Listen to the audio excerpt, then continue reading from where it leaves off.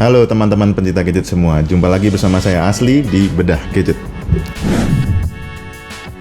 Ya, pada episode kali ini saya kedatangan masuk dalam kelas mid-range ya, adalah seri A 5X. Ya, jadi banyak yang komentar di Twitter bahwa Samsung ini kayaknya kurang inovatif dalam segi desain. Tapi kalau menurut saya sih saya nggak setuju ya untuk itu. Ya, misalnya seperti ini A54 yang terbaru di tahun 2023 katanya mirip-mirip dengan A31. Karena yang sebelumnya di A53 yang modelnya seperti ini, kameranya ini tidak individual ya, tidak seperti cincin. Nah, kalau yang terbaru malah seperti cincin, mirip kayak yang A31. Tapi sebenarnya menurut saya sih tidak seperti itu ya.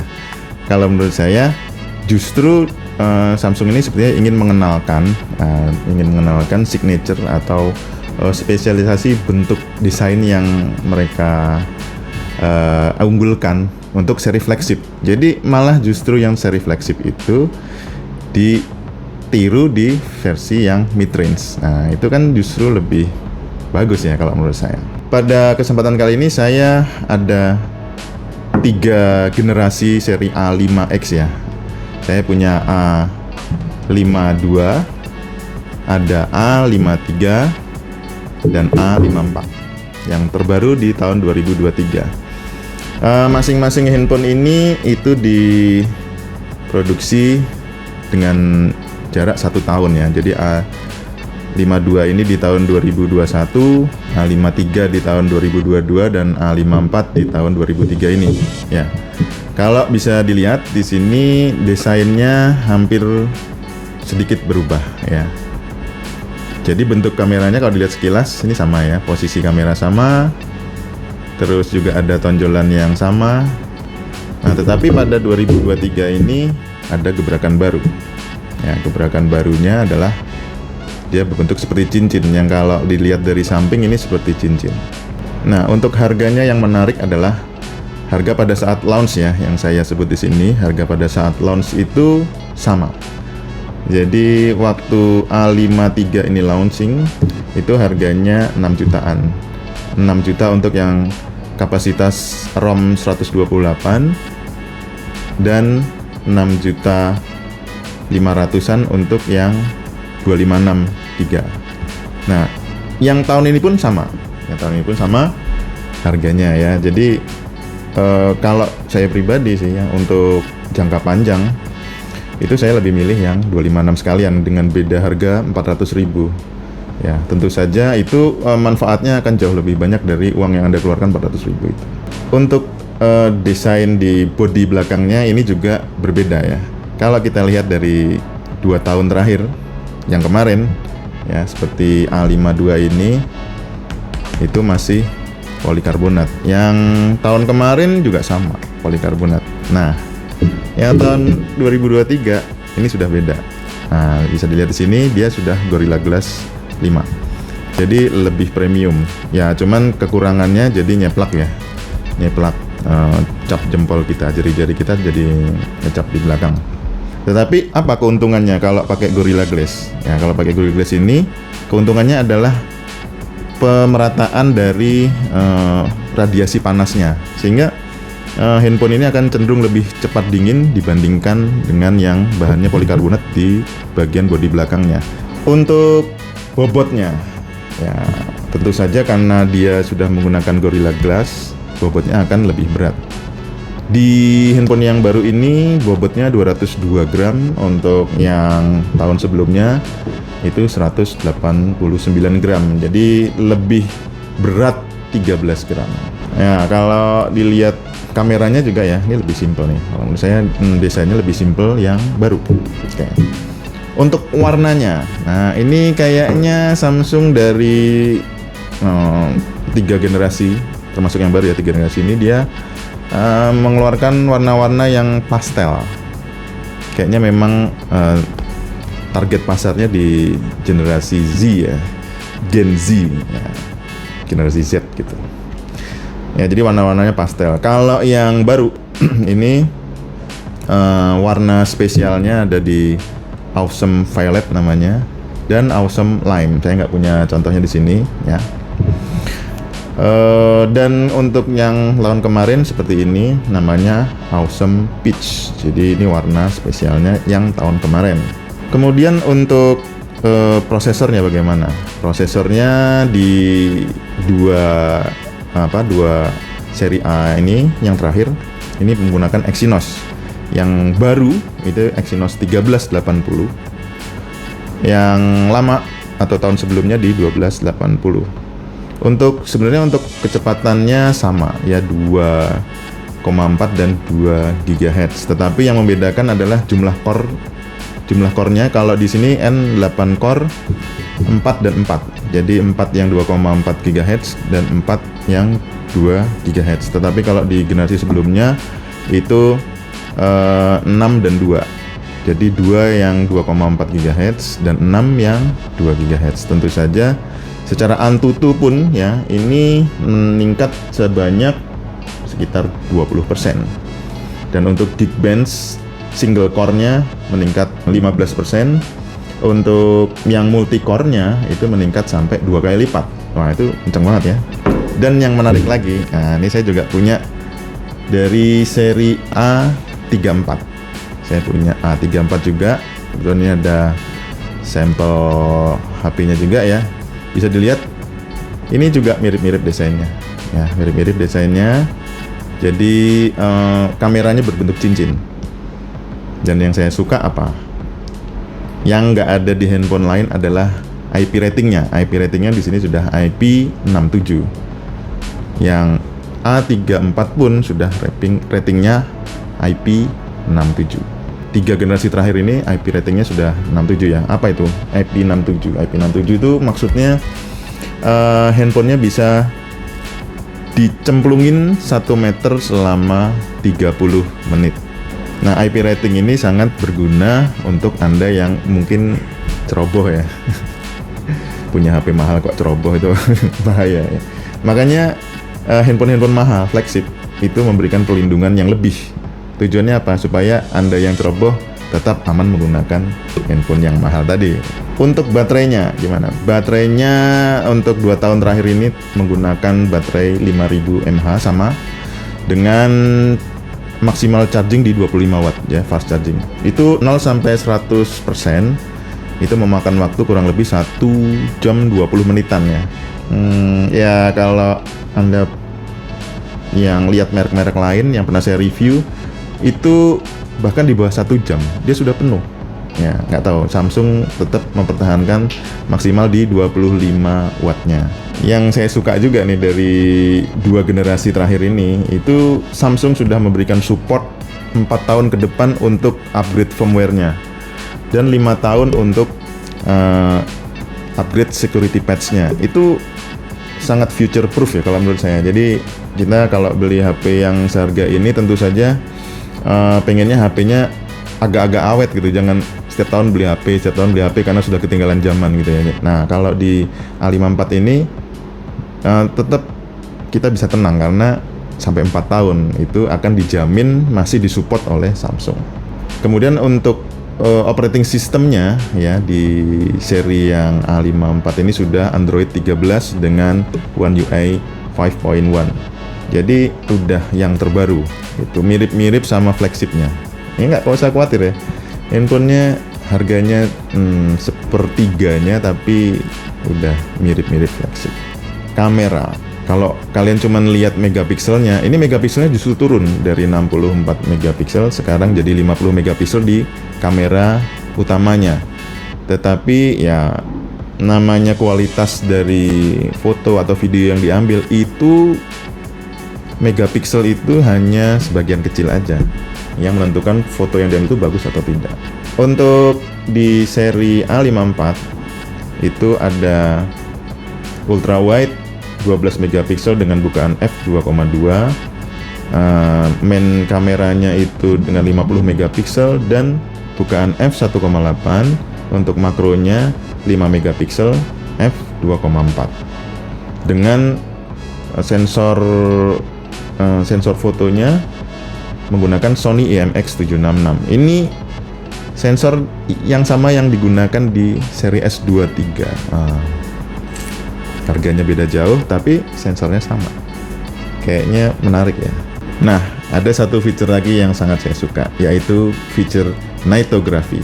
Nightography ini biasanya fitur yang didapat Samsung di seri flagship, tapi di seri A54 ini juga ada.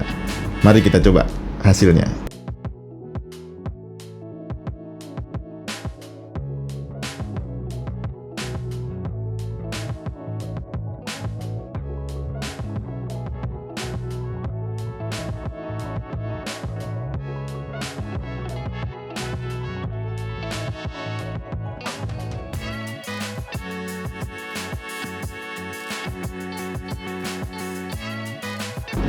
Untuk kamera depan, ya kamera depannya itu sama-sama 32 megapiksel, dan yang menarik di sini sepertinya jarang ya yang punya kamera depan ini bisa 4K sampai 30 fps. Kayaknya cuman Samsung yang sudah mempunyai fitur tersebut. Jadi kalau kita bikin vlogging ingin merekam dengan 4K, ini dengan HP Samsung 6 jutaan ini sudah bisa juga.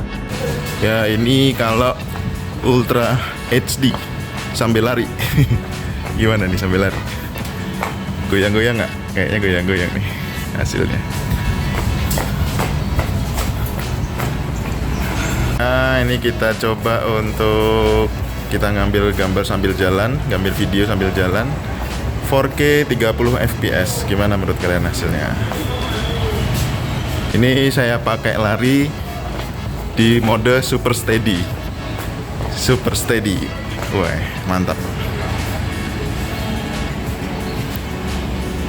Nah, ini bagi Anda yang suka vlogging ya. Ini saya setting di 4K 30 fps. Ya, belakangnya terang banget, tapi muka saya tetap kelihatan. Jadi cocok buat vlogging nih. Nah, dan ini satu-satunya yang bisa 4K 30 fps nih. Merek lain kayaknya belum punya kayak gini nih. Gimana? Oke ya, sip. 1, 2, 3, 3, 2, 1. Kita tes untuk 4K selfie-nya. Agak saya goyang-goyangin dikit. Apakah tetap stabil? Josh. Videonya ini juga sudah ada fitur dari VDIS, Auto Framing, dan White OS. White OS itu untuk mengurangi goyangan pada saat kita mengambil, apalagi tangan kita misalnya suka tremor ya, suka goyang-goyang, atau kita mungkin sambil jalan gitu mengambil video, hasilnya itu nanti akan goyang-goyang ya. Tetapi dengan adanya fitur OIS dan EIS itu nanti hasilnya akan smooth, tidak akan goyang-goyang. Nah, OIS-nya dari seri sebelumnya, yang tahun sebelumnya ya, yang warna peach ini, itu meningkat dari 0,95 derajat menjadi 1,5 derajat. Jadi goyangannya ini yang bisa dikompensasi lebih banyak di yang baru, sehingga tangan kalian yang goyang-goyang itu nggak akan ngaruh kalau ngerekamnya pakai handphone ini. Ya, display yang ditawarkan oleh A54 ini sudah cukup keren ya. Nah, kalau dilihat di atas kertas lagi, ini bedanya malah lebih kecil. Jadi yang lama ini di 6,5 inci, yang baru di 6,4 inci, dengan spek yang hampir sama, tetapi kecerahannya itu beda ya. Kalau yang baru itu sampai 1000 nits, kalau yang lama A53 ini cuman 800-an nits. Sehingga kalau kita gunakan pada ruangan terbuka atau di bawah sinar matahari akan lebih terang yang ini, lebih jelas yang ini. Kemudian di layar ini ada Infinity O istilahnya ya. Kalau di handphone lain bilangnya punch hole ya, tapi kalau di Samsung istilahnya namanya Infinity Hole. Dan juga ada fingerprint scanner di layarnya. Nah, gimana Bang kalau saya ini masih fakir wifi ya kan? Namanya anak sekolahan jarang beli pulsa. Tenang aja, di handphone ini dia sudah ada namanya Wi-Fi 6 ya. Wi-Fi 6 itu Wi-Fi dual band 2,4 dan 5,0 GHz. Bedanya di seri yang lama itu masih Wi-Fi 5 ya. Tentu saja Wi-Fi 6 dan Wi-Fi 5 itu untuk akses datanya atau data speednya, rate itu lebih kencang di Wi-Fi 6. Ini sangat berguna kalau kalian menggunakan router yang sudah capable di Wi-Fi 6 ya. Tapi kalau router kalian masih yang hanya dual band saja, yang Wi-Fi 5, ya nggak ngaruh-ngaruh juga sih. Cuman untuk kedepannya, tentu saja kalau Wi-Fi di luaran sana, saya pernah ke Dubai itu Wi-Fi-nya sudah Wi-Fi 6, itu Wi-Fi free-nya itu sudah Wi-Fi 6, jadi sangat kencang ya, menyenangkan sekali. Untuk haptic feedback-nya atau getarannya ya, misalnya kita tekan-tekan sini, untuk A54 ini sudah haptiknya sudah mirip-mirip yang flagship, jadi enggak mesin vibrasi yang murahan ya, ini sudah cukup bagus, jadi serasa megang handphone flagship. Yang menarik lagi apabila Anda suka menonton video streaming ya, untuk handphone A54 ini dia sudah menggunakan speaker yang stereo. Untuk kekuatan suaranya cukup kencang dan cukup bagus. Sudah saya tes untuk nyetel YouTube di trailer movie, ya itu cukup bagus ya. Dan bagi Anda yang suka bepergian, saya selalu bicara yang suka bepergian ya. Kalau kita menggunakan NFC itu gunanya untuk mengisi e-tol ya. Ini saya bawa e-tol. Jadi kalau di kota-kota besar mungkin parkir aja sudah pakai e-tol. Bayar tol pakai e-tol ini. Kartu e-money ya. Mengecek jumlah saldonya, mengisi itu sangat mudah dengan adanya NFC ya. NFC itu singkatan dari Near Field Communication. Biasanya NFC hanya ada di handphone kelas mid-range ya. Apapun itu handphonenya, semahal apapun handphonenya, pasti ada kekurangannya. Ya, termasuk juga handphone yang saya bahas ini. Kekurangannya apa? Ya, yang sudah saya temukan di sini itu slot SIM tray-nya. SIM tray-nya itu dia masih pakai yang hybrid ya. Jadi Samsung memang suka yang hybrid. Hybrid itu maksudnya adalah untuk kartu kedua itu pilih salah satu, apakah nano SIM card atau pakai SD card. Ya kita butuh 2 nomor telepon atau memori ROM yang lebih ya, untuk penyimpanan data yang lebih. Nah, tinggal kalian tentukan sendiri yang mana. Ya, untuk kekurangan selanjutnya yang nomor 2 adalah chargernya. Chargernya ya maksimal cuma 25 watt ya. Sedangkan handphone-handphone lain yang sekelas di merek-merek lain itu ada yang sampai 120 watt, sampai 67 watt, 33 watt ya. Jauh lebih besar dibandingkan ini. Untuk kekurangan ketiga, ya ini bisa disebut kekurangan atau tidak. Kalau menurut saya sih, saya tidak merasa kekurangan ya. Kalau tidak ada jack 3,5 ya, 3,5 mm untuk headphone audio. Itu ya tergantung Anda sering menggunakannya atau tidak. Kalau saya lebih suka yang wireless ya, jadi untuk audio saya suka wireless, jadi nggak ada kabel-kabel yang mengganggu saya. Nah, yang keempat ini adalah di packagingnya. Kalau saya packagingnya suka karena packagingnya itu dia simple seperti ini. Dan yang baru-baru di boxnya ini warnanya sudah sesuai dengan yang ada di dalam box. Jadi misalnya ini warna Awesome Violet, dalamnya juga Awesome Violet. Di dalam boxnya ini cuman ada HP, kabel C2C, terus SIM tray ejector, sama buku manual. Chargernya nggak ada, ya chargernya nggak ada. Gitu. Jadi bagi Anda yang baru mau migrasi ke handphone ini, sebelumnya belum pernah punya Samsung ya, maka kalian harus investasi untuk membeli chargernya. Pilih yang 25 watt. Jangan salah ya. Bagi kalian yang akan membeli handphone ini sebelum tanggal 31, ini ada beberapa bonus yang akan Anda dapatkan ya. Yaitu pertama ada mendapatkan perdana XL 120 GB selama setahun. Ya, jadi mendapatkan perdana, lumayan. Kemudian juga yang kedua dapat bonus S-Care Plus sampai dengan 6 bulan. Yang ketiga, Anda akan mendapatkan cashback berupa PWP sampai dengan 300.000 untuk membeli item-item yang Anda suka ya, kayak aksesoris seperti charger gitu. Itu masih bisa tercover kalau Anda beli sebelum tanggal 31 ya. Jadi nggak masalah andaikan dalam box ini nggak ada chargernya, karena Anda dikasih support sama Samsung 300.000. Cukup lah itu untuk beli chargernya, minimal beli charger kalau Anda belum punya tentunya. Sebagai kesimpulannya ya, memang apa kata netizen itu ya, menurut saya, kayak menurut orang kan beda-beda ya. Kalau saya bilang desain yang baru ini bukan merujuk ke seri yang lama, justru dia merujuk ke seri flagshipnya di tahun ini ya.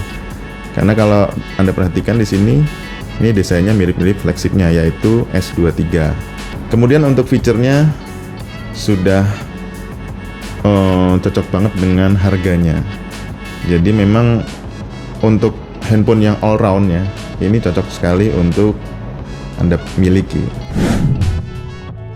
Sekian review dari Bedah Gadget. Sampai jumpa di video Bedah Gadget selanjutnya. See you, bye-bye.